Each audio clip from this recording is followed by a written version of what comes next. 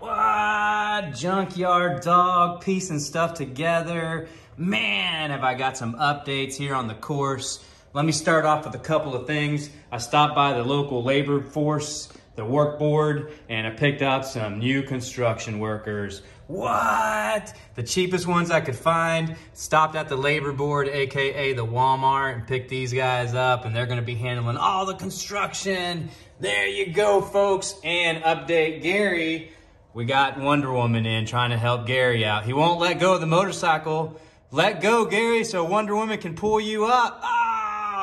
Superman's still here flexing his muscles. Boom. All right, let me give you some updates on the vehicles. First of all, we got the Charisma here. It's rolling the Patagonias, looking super tough. I got some extra Ridge Rider motorcycles. I don't even know what I'm gonna do with these. I bought too many. Boom. All right, the Betty is now become a super crawler. Man, this thing is super low. It works freaking awesome. It has the HotRacing internal spring, no spring shocks, and they're freaking super low, but it works awesome. Updates on the deadbolt. I took off the scramblers. They were way too big. Look how big those suckers are, man. They're freaking huge. Took those off. I put the BFGs back on, and it works a little better. It makes the course a little harder, but if it's go time and I need to perform, I'm going back to these suckers. Yeah! Also, what? We got some sponsors. There we go. Man, I reached out to a couple of people and I said, hey, looky here, man. I'm a micro course professional driver and I'm looking for some sponsors and I need some parts. And they said, what do you need? I gave them a list of parts and they said, no problem. And they took my credit card number and sent me these parts. What? That's a sponsor in my opinion, because they sent some stickers and those are on the vehicles now. Yeah! All right, back to the vehicle at hand. Here's what we did. We moved the shocks over to the frame. I don't know if you can see that there. And we took the springs out of the back. So it is super stiff in the back, rides like a lowrider. And in the front, we kept the springs in and it still has some shock reduction there and it works freaking awesome. The whole reason behind me doing that is because just like almost all my other HotRacing springs, they open up on the course and I lose the spring. Can't find it. So keep your eyes open. I'm gonna run it through the course and see what it can do. I also widened up the stance in the back, but kept the front stock. And I used the widened hexes that come with the Trio. And the back is super wide. It freaking works awesome. Watch, I'll show you right here. Let me back up. All right, check out how wide. Oh, getting snagged. All right, let me go around here. All right, look at that wide stance right there. What? Let me give you some lighting so you can see better. Yeah, look at that. All right, getting up over to the course. It looks like it's performing awesome. I didn't want to widen the stance on the front because I felt like, man, it was just, the turning radius was horrible. Like I couldn't turn around this little corner right here, which I'll show you. Boom, yes, I couldn't make that turn to get up onto the course by using the widening, the Trio wideners. I don't know what they're called, but man, I took them off. But I kept them in the back, and I like the side crawling stability it has. I got a section here on the course. I'm going too far out. Gotta stay in, hug the inside here. Oh, come on, Mondo, recover. There we go, all right. Man, all right, I do like it wide in the back, and I do like it bouncy in the front and stiff in the booty, just like my wife. What? No, stop saying that, perverts. Oh, no, widening stance here is getting in our way. I made some changes to the course. On this part, I felt like it was way too easy. So I cut this whole little section out right here and made it a super jump up to the top. And I also made some changes. Fell back down. Made some changes to the course right here. I made this a little more difficult. So let's see if the deadbolt is just getting through this thing super easy. So I had to make it tougher.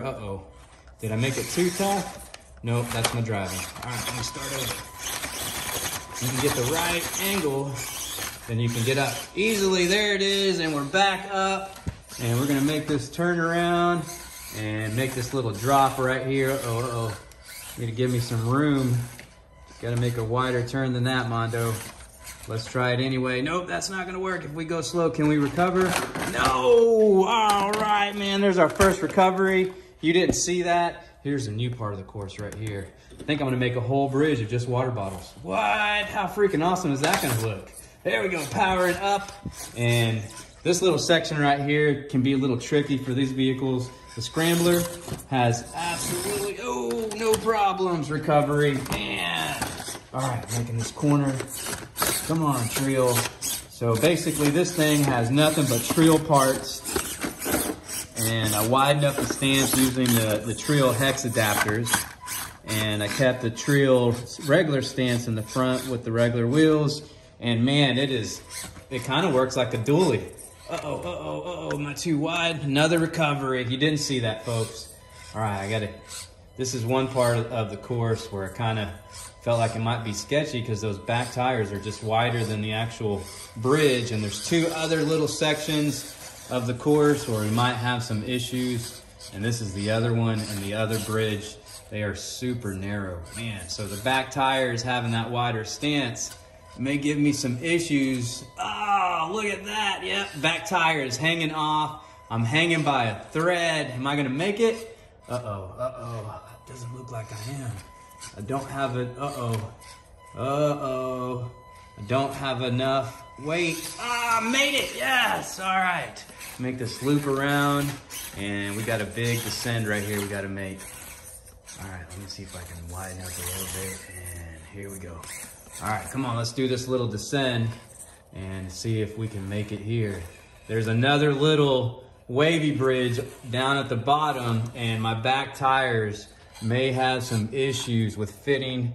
It doesn't look like we are. Boom, no problemo. Uh-oh. Oh, man, just the Scrambler does that. I mean, the Scrambler can do that section with no problem. All right, on to the next part of the course here. We're gonna make it over to the skinny, narrow bridge. And I don't know, I think I need to make this one wider if I'm gonna be widening the stance on my vehicles, because this is where I could tell that it is gonna be a major problem. Right here is staying on this little section of the course. Oh man, there's my back tire hanging off. No, all right, we're gonna try that one again because I feel like I can do it if I just go slow enough. All right, here we go, keep it slow. Sorry, I got the garage closed. I'm in Humble and it is freezing weather. It's negative or 40 below right now. I think 40 below 100. So it's like 60 degrees. But here in Humble, that means we're shutting down the city. Yes, sir. That is freezing cold here. We closed everything. The freeways are closed. The police are out blocking the entrances. Oh, crash. All right, let me see if I can recover here. Yeah, that wider stance has made it super difficult. I think I'm gonna go back and, remove it. And there's another part where I almost crashed because of that wider stance. All right, we definitely need to get rid of the wider stance.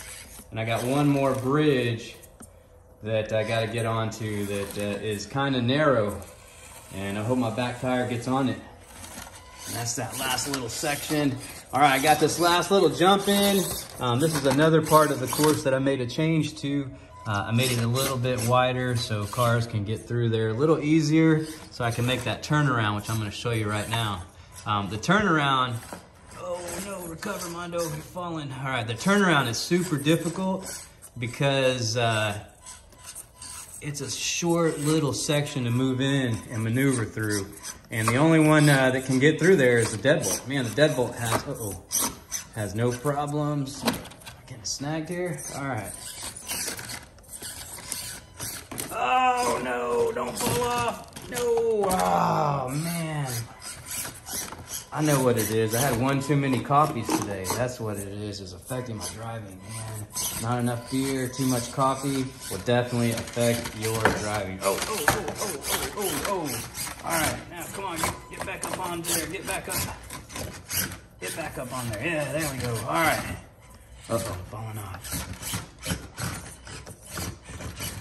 All right, recovery, and here we go. Here's that nice little turnaround section that I'm talking about. And the only one that does this with absolutely no problems is the deadbolt. Man, the deadbolt does this with ease. We're gonna see if maybe these, the suspension change and having the no springs in the back will let the Chevy C10, Oh, what? It looks like the Chevy's gonna do it. Yes! It made it through the course. That was the toughest part of the course. And here we are at the end line right here. Uh-oh, fell over. And made it to the finish line with just a few recoveries. And there's Super Mario telling us, great job, what? Oh man, all right, in conclusion, I feel like having the no suspension or the no springs makes these things perform just a whole lot better.